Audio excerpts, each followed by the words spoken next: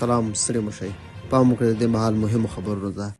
د افغانستان سترې محکمې د اعلان په اساس د هیواد له بېلابېلو زندانونو 2330 بندیان د اختر په مناسبت له بنده خلاصېږي.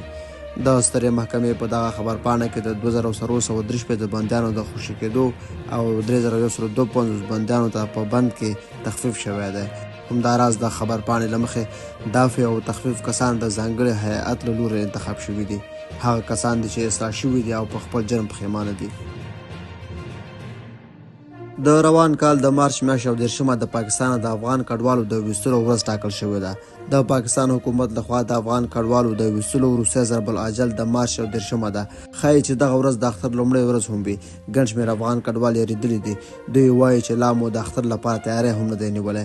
په پاکستان کې ګڼ شمېر افغان کډوال د ناڅرګند برخلیک له امله کړېږي.